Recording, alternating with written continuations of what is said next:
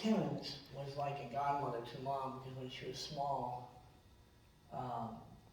when summertime came, Grandma and Grandpa were busy in restaurants, so she would go and live with Aunt Lee. We stopped by and visited a lot for kids, just to show you the difference between Mom and Dad. Mom wanted to drop in and say hi. Dad, no, call ahead. If that was the way Dad would, you want to come by and see me, call me first. Well, they had a compromise. Mom would be down there, she'd get out of the car and go up and knock on the door. And if there wasn't a good time, she'd come back. Now they're busy doing something. But if it was time to go in, he'd go up there, they're okay, and Dad would go, okay, boys, let's go in. He was not too thrilled. I mean, he was a good guy, he just didn't care to do it. He'd go in there, and Ed Timmons would go, Earl, how you doing? Oh, man, how's you doing? Again, you understand, Dad did not care for that at all. But he went along with her Mom. Anyway, we're driving by, and he says, there's the house. I go, really? Looks a lot smaller than I can remember. He said, well, you were a kid, you know?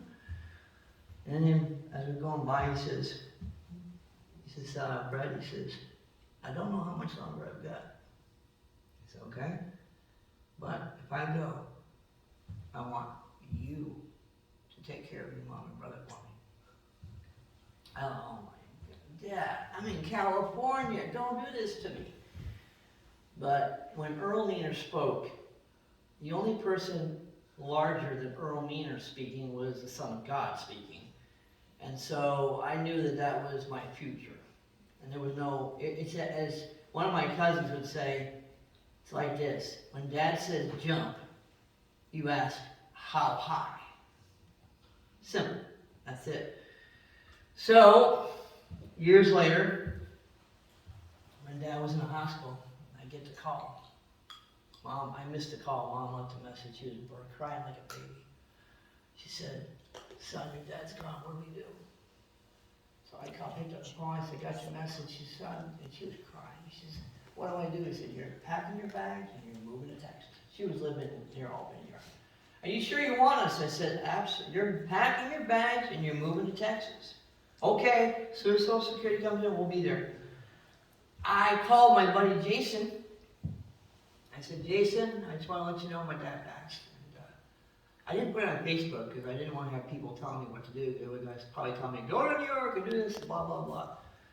Called Jason up. He says, so what are you going to do? Are you going to go to New York? I said, no. He said, why not? He said, because number one, my church is here. My work is here. I know people here. And it's cheaper here. And he said, all right. He says, I'll send you $1,000. I thought, okay. He says, it'll be in the mail. That way you can help your mom get it. She said, how's it going to come? I said, well, you got to probably take a train. He said, no, you can pay for the train fare. Get him out here. He sent me a check for $1,000 in the mail. I called Mom up. I said, Mom, I got your train tickets. Oh, son, but that's okay. I said, you're coming. Get on a train. I'm sending it to you. So over the next couple of days, we were communicating. Got it in the mail. Okay, we'll be on there at 2 o'clock. And so from that moment on, she would get on the train, she'd call me. Get on the train, she'd call me. I was following her all the way for the 2 days. And then she landed here at 2 in the morning. And I went to pick them up. And that was the beginning of 8 years. A Christian realizes there's two great decisions they make. When they accept Christ as their Savior, and when they do something else. Maybe the one they get married to, or something else they do. Well, the best decision I ever made besides accepting Christ was saying, Mom, you get out of here right now. She came, and so many memories. She loved her plants. I made sure I got satellite TV because I knew if I was at work she'd have to have something to do, so I got satellite TV, and she was watching TV a lot. Her favorite programs, Three's Company. Yep. She loved Who's the Boss.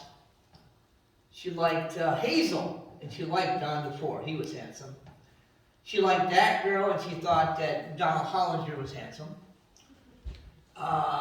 She loved, I repeat, loved Donald Trump. Pictures, hat, Trump hat. I was going to buy her one. She said, how much is it going to cost? $20. Forget it. I'll just mark it on here. Mark it on. That's all she did. And in fact, every time she went out, where's my hat? Where's my hat? And we would literally search for 10 minutes and she couldn't find the hat. Mom, no, you're gonna, there it is. Put it on, go out the door. I was working at Lockhart a lot. I call and say, Mom, I'm on my way home. And, okay, well, how long? About 45 minutes. Well, I would stop by HEB real quick. It would take me a little longer than 45 minutes. And there at least one time I got pulled into the parking lot, and I look, and Mom and Brad are near the road at the gate. And I'm going, are you guys okay? Well, you said you'd be here in 45 minutes. We've been waiting for you. I mean, that happened many times. Or I come up the steps, and she'd say, there he is. And I go, and she'd go, hi. And Brad would be laughing, and then she'd be waving at me coming up steps. Or 4 in the morning, she'd be getting up. Why? To make my breakfast. To make sure my breakfast is made. She'd tell me, I come downstairs, I said, Mom, did you get any sleep? Oh no, I've been up all night. I said, I couldn't sleep. And I said, okay, I was up at 4 so I could make your breakfast is ready, your lunch is ready. Where are you going to go today? I said, I think I'm going to go to Austin today. Okay, what school? And I told her what school. And of course, she would ask me several times, she could never remember the name of the school. And I give her a hug, get there, call her up, make sure she's okay, call her at noon, make sure she's okay. And we have a phone that's a Magic Jack. And anytime that thing was pushed the wrong way, you call up and the Magic Jack customer is not available right now. And I would freak out, because I wanted to make sure I could reach her. So we got 2 separate phones, just in case the Magic Jack didn't work. I call her up, and I keep ringing the cell phone. And she goes, son, you trying to, I said, your Magic Jack, you pushed the wrong button. Oh, I'm sorry, she said, I didn't mean to do that. And she'd fix it. I mean, that happened more times than you imagine. I was having palpitations here. I was scared to death. Anyway, they call up, son, are you going to the store? Oh, no, do we need something? Yeah, well, no, that's okay. If you're not going, don't worry about it. And that meant go to the store and get stuff. She loved her music. You heard some of them. She loved disco. Go figure. I played my rock and roll in the car, and she wanted me to turn it off. Not really. I turn it up, and I said, you like it? And she asked, how you like that song? She was like, no. I said, which song do you like? And then we turned on a song that I didn't care for. Keep that. I like to be. She didn't know the words. Blair was very kind to put some music in here, like by Perry Como and Frankie Valli, swear to God. And what's the other one? Something about sweet, taste of honey. Herb Albert, Tijuana Brass. She loved those.